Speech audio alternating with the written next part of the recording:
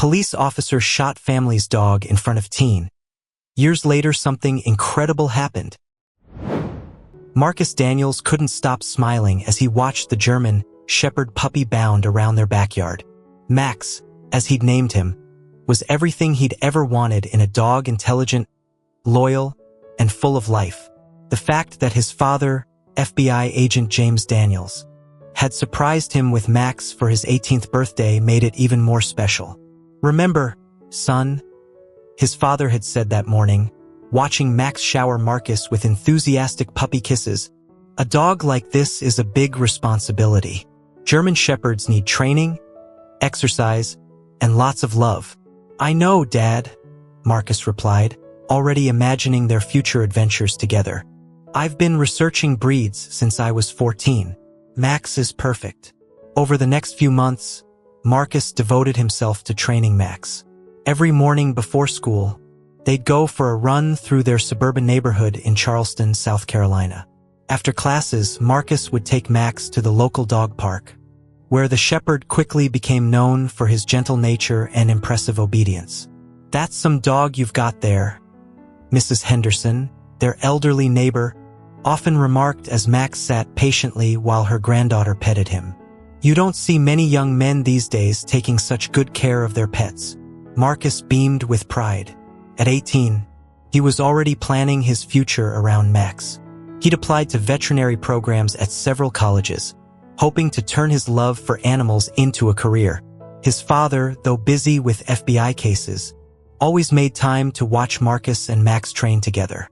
"You're doing great, son," James would say, his usual stern FBI demeanor softening when he saw the bond between his son and the dog. Max couldn't have asked for a better owner. That spring afternoon started like any other. Marcus had just finished his AP biology exam and was looking forward to a long walk with Max. The weather was perfect, sunny with a light breeze that carried the scent of blooming jasmine through their quiet neighborhood. "Ready for our walk, buddy?" Marcus asked, clicking the leash onto Max's collar. The shepherd's tail wagged enthusiastically, his brown eyes bright with excitement. They set off down their usual route, passing the manicured lawns and colonial-style homes of their middle-class neighborhood. Max trotted beside Marcus, perfectly heeled, occasionally glancing up at his young master with obvious adoration. Neither of them could have known that their peaceful afternoon was about to shatter into a nightmare that would change their lives forever. As Marcus and Max rounded the corner onto Maple Street, a police cruiser rolled to a stop beside them. Officer Ray Thompson, a man Marcus had seen patrolling the neighborhood but never spoken to, stepped out. Something about his stance immediately set Marcus on edge. "Hold it right there," Officer Thompson called out, his hand resting on his hip holster. "Where'd you get that dog?" Marcus felt his heart rate quicken, but kept his voice steady. "This is my dog, sir. My father gave him to me for my birthday." "Sure he did." Thompson's voice dripped with sarcasm. "We've had reports of a stolen German Shepherd matching this description. Hand over the leash." Max sensed the tension, moving closer to Marcus's leg. "Officer, there must be a mistake. I have papers at home and my father." "I said hand over the leash." Thompson's voice rose sharply. "Now." Marcus's hands began to shake. "Sir, please. My father is FBI agent James Daniels. If you'd just let me call him." The next few seconds played out in slow motion. As Marcus reached for his phone, Thompson drew his weapon. Max, protective of his master, moved forward with a low growl. "Gun down!" Marcus screamed, seeing Thompson's finger tighten on the trigger. "He's not attacking." "Max, stay." But it was too late. The shot cracked through the peaceful afternoon like thunder. Max yelped, a sound that would haunt Marcus's dreams for years to come, and crumpled to the ground. "No." "No, please." Marcus dropped to his knees beside Max, blood soaking through his friend's beautiful coat. "What have you done?" "He wasn't attacking." "Get your hands where I can see them," Thompson shouted, weapon still raised. "Now!" Tears streaming down his face, Marcus raised his hands. "He's dying. Please, let me help him." Instead of allowing Marcus to tend to Max, Thompson roughly handcuffed him, ignoring his pleas and the growing crowd of horrified neighbors gathering on their lawns. "You're under arrest for harassment of a police officer and threatening behavior," Thompson recited mechanically, shoving Marcus into the back of his cruiser. Through the window, Marcus watched helplessly as Max lay bleeding on the sidewalk. Mrs. Henderson had rushed out with a blanket, kneeling beside the wounded shepherd. "Someone call Agent Daniels," she shouted to the gathering crowd, "and get animal control here now." As the cruiser pulled away, Marcus caught one last glimpse of Max's brown eyes, still somehow full of love and trust, before they slowly closed. "Please," Marcus whispered, his face pressed against the cold window. "Please don't let him die." But the prayer seemed to dissolve in the stifling air of the police car, replaced by Officer Thompson's cold voice calling in the arrest on his radio, twisting the story into something unrecognizable. The fluorescent lights of the Charleston Police Department buzzed overhead as Marcus sat handcuffed to a metal chair. His wrists were raw from the too tight cuffs, but the physical pain was nothing compared to the agony of not knowing if Max was alive. "Name and address," demanded Sergeant Walsh, a heavy-set man who hadn't looked Marcus in the eye once during processing. "Marcus James Daniels, 1242 Oak Haven Drive." Marcus's voice was hoarse from crying. "Please, can someone tell me about my dog?" The sergeant ignored his question, continuing to type into his computer. Officer Thompson stood in the corner, arms crossed, a smug expression on his face as he detailed his version of events. "The suspect became aggressive when questioned about the stolen animal," Thompson reported. "The dog showed signs of attack behavior, leaving me no choice but to discharge my weapon." "That's a lie." Marcus's outburst earned him a sharp warning look from the sergeant. "There are witnesses. Mrs. Henderson saw everything. Max was trained, he wasn't." "Quiet," Thompson snapped. "You want to add more charges?" The door burst open, and Marcus had never been so relieved to see his father. James Daniels filled the doorway in his FBI jacket, his face a mask of controlled fury. "Remove those handcuffs from my son. Now."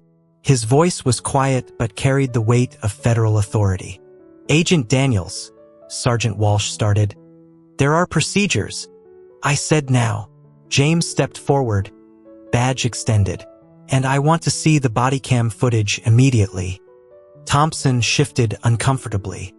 "Sir, my camera was malfunctioning." "Convenient," James cut him off. "But the Martinez family's security camera across the street works just fine. I've already viewed the footage." The atmosphere in the room changed instantly. Thompson's face paled as James pulled out his phone, playing a crystal-clear video that showed the entire incident: Marcus and Max walking peacefully, Thompson's aggressive approach, and the completely unjustified shooting. "My son's dog had AKC papers, a microchip, and was wearing a collar with our address," James continued, his voice tight with controlled anger. "A simple scan or phone call would have confirmed ownership. Instead, Officer Thompson escalated a non-situation into a tragedy, violated multiple protocols, and then falsified his report." The sergeant began typing rapidly. "Agent Daniels, we'll launch an internal investigation. The FBI will be handling this investigation," James corrected him. "And my son is leaving with me now." As the handcuffs were finally removed, Marcus asked again, his voice breaking, "Dad, please, Mox." James's stern expression softened. "He's in emergency surgery at Charleston Veterinary Hospital. Dr. Peterson is doing everything she can." The drive to the veterinary hospital was silent, Marcus staring at his hands where Max's blood had dried in the creases of his palms. His father gripped the steering wheel so tightly his knuckles were white. "I'm sorry, son," James finally said. "I should have been there." "It's not your fault, Dad," Marcus whispered. "But why? Why did he hate us so much without even knowing us?" James had spent 20 years in the FBI dealing with the worst of humanity, but looking at his son's tear-stained face, he struggled to find the right words. "Some people let fear and prejudice poison their hearts, Marcus." They stop seeing others as human beings. But we're going to fight this. I promise you that. They pulled into the veterinary hospital parking lot just as the sun was setting, casting long shadows across the building's entrance. Dr. Peterson was waiting for them, her surgical scrubs still on, her expression grave but determined. "Max is stable," she announced before they could ask. "The bullet missed his vital organs, but he's lost a lot of blood. The next 24 hours will be critical." Marcus felt his knees go weak with relief. His father's strong hand steadied him as Dr. Peterson led them to the recovery area, where Max lay surrounded by monitoring equipment. The proud German shepherd looked small and vulnerable on the medical table, but when he heard Marcus's voice, his tail thumped weakly against the metal surface. "Hey, buddy," Marcus whispered, gently touching Max's head. "I'm here now. I'm not leaving you again." News of the incident spread like wildfire through Charleston. Local media picked up the story after Mrs. Henderson's granddaughter posted the security footage online. The video went viral, sparking outrage and debates about police accountability. Marcus spent every possible moment at Max's side during recovery. The shepherd's progress was slow but steady, though Dr. Peterson warned that he might always have a slight limp. The physical wounds were healing, but the psychological damage was evident. Max now flinched at loud noises and became anxious around uniformed officers. "It's like he remembers," Marcus told his father one evening, watching Max sleep in his hospital bed. "He used to be so confident." James nodded, his laptop open to hundreds of supportive emails and messages from across the country. "Animals are more perceptive than we give them credit for. But with time and patience, he'll heal. You both will." The legal battle began in earnest.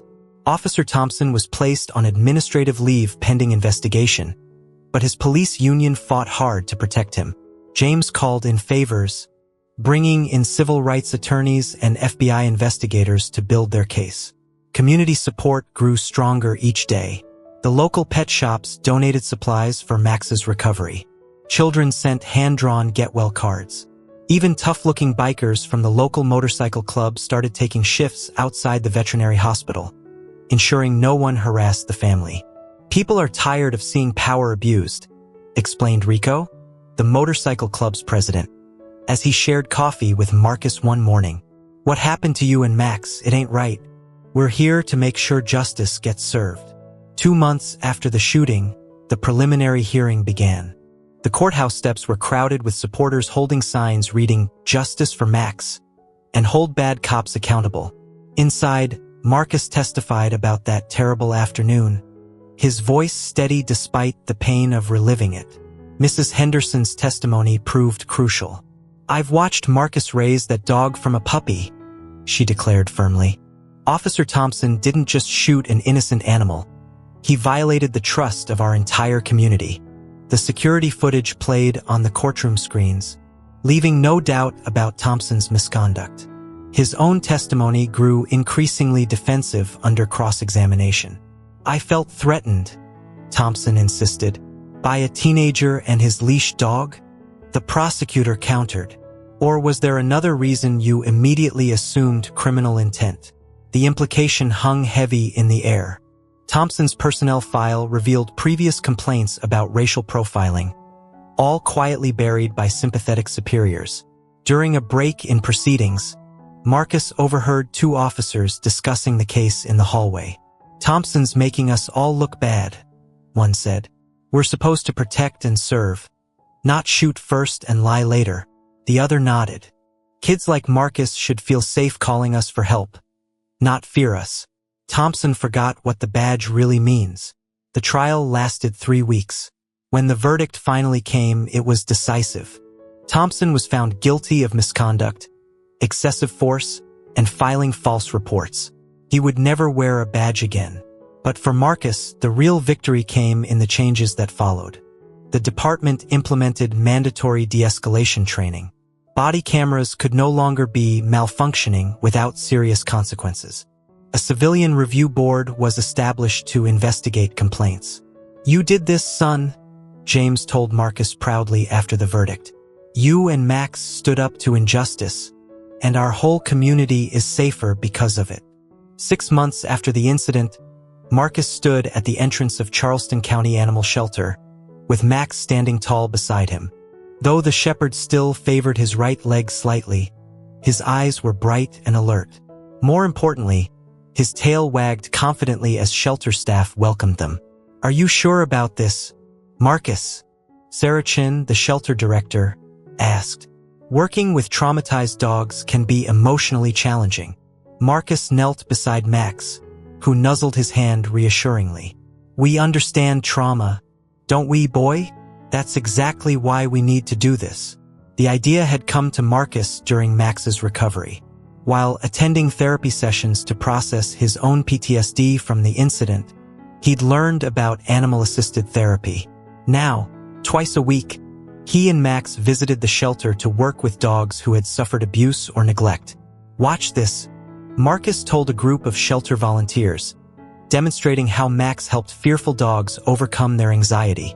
The shepherd had an uncanny ability to sense which dogs needed gentle encouragement and which needed space. One case particularly touched Marcus's heart. A young pit bull named Hope who had been rescued from a fighting ring. Like Max, she bore both physical and emotional scars from human cruelty. "See how Max approaches her?" Marcus explained to the volunteers. "No direct eye contact, body turned slightly away. He's telling her she's safe." Gradually, Hope began to trust, first Max, then Marcus, and finally other humans. Her transformation became a symbol of healing for everyone involved.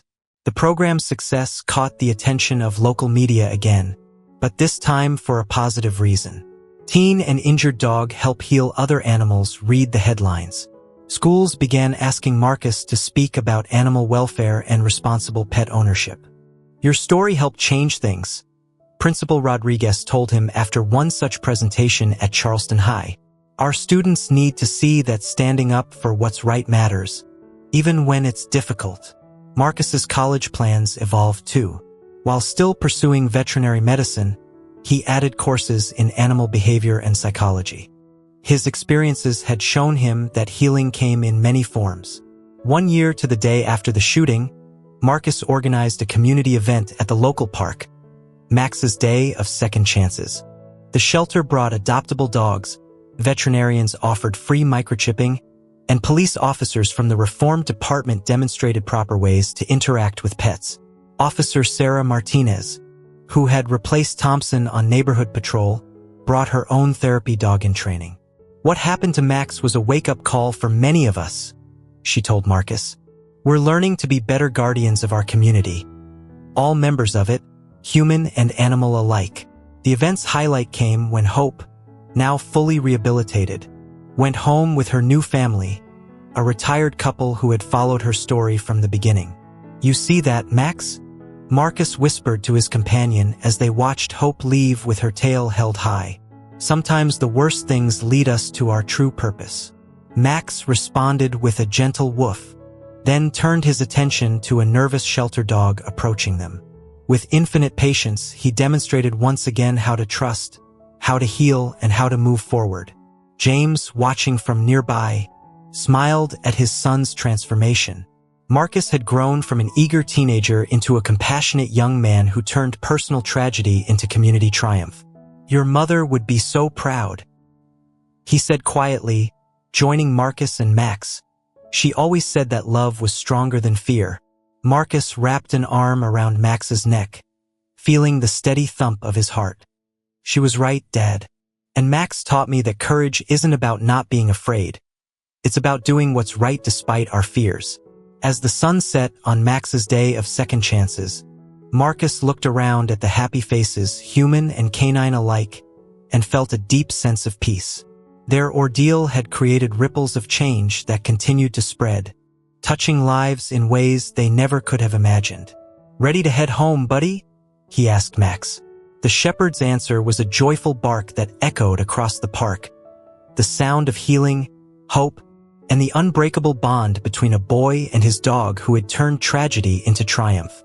On a crisp autumn morning, Marcus Daniels, now 23 and in his final year of veterinary school, walked through the doors of his newly established Second Chance Animal Rehabilitation Center. The building, once an abandoned warehouse on the outskirts of Charleston, had been transformed into a state-of-the-art facility dedicated to helping traumatized animals and training police departments in proper animal handling. Max. Now a distinguished senior dog with touches of gray around his muzzle, walked beside him with the same dignity he'd always possessed. Though his gait still carried that slight limp, it hadn't stopped him from helping hundreds of dogs overcome their fears. "Good morning, Dr. Daniels," called Jenny, one of the center's young volunteers. Like many of the staff, she'd been inspired by Marcus and Max's story to pursue a career in animal welfare. "Not quite doctor yet," Marcus laughed, watching as Max greeted the morning's first patients, a group of rescued dogs starting their rehabilitation program. The center had become more than just a rehabilitation facility. One wing was dedicated to the Max's Law Training Center, where law enforcement officers from across the country came to learn proper protocols for handling animals in the field. Officer Sarah Martinez, now the department's K-9 unit supervisor, regularly conducted training sessions. "Your story changed policies in 17 states," she reminded Marcus during that morning's training session. "Every officer who comes through here learns that there's always a better way than violence." The walls of Marcus's office told the story of their journey. News clippings, photographs, and letters from grateful pet owners created a tapestry of healing and hope. But his favorite was a simple drawing from a child whose dog had completed the rehabilitation program.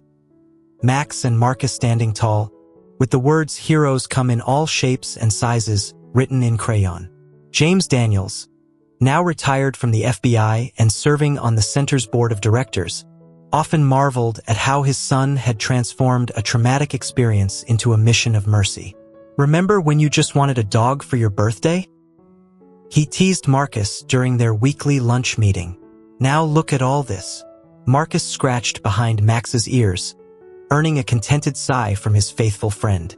"We found our purpose, didn't we, boy? Sometimes life's worst moments show us our best path forward." The center had become a model for similar programs nationwide. Marcus regularly received invitations to speak at conferences about animal welfare and police reform. But his proudest moments were still the quiet ones, watching a frightened dog take its first trusting steps toward recovery, or seeing a family reunited with a rehabilitated pet. That afternoon, as Marcus conducted his rounds, he paused at the outdoor training area. Max was working with a young German shepherd who had been rescued from an abusive situation. The older dog demonstrated remarkable patience, showing the younger one that the world could be safe again. "You know what, Max?" Marcus said softly, watching the interaction. "Officer Thompson did us a favor that day. He showed us that even the darkest moments can lead to light." Max looked up at his human, brown eyes wise with age and experience, and wagged his tail in agreement. Together, they had turned their pain into purpose, their tragedy into triumph, and their fear into hope for countless others. As the sun began to set over the center, casting long shadows across the exercise yards, Marcus realized that their story wasn't just about justice or healing anymore. It was about the extraordinary capacity for good that can emerge from life's most challenging moments. "Ready to head home, old friend?" he asked Max. The shepherd's response was the same as it had been for all these years, a gentle woof and a loving look that seemed to say, "With you, I'm always ready for whatever comes next." They walked out together, two heroes who had changed their community not through force or fear, but through persistence, compassion, and an unshakable belief that love could transform even the deepest wounds into opportunities for healing. Behind them, the center's sign caught the last rays of sunlight. Second Chance Animal Rehabilitation Center, where every animal deserves a tomorrow. And in the gentle evening breeze, Max's legacy continued to grow, one healed heart at a time.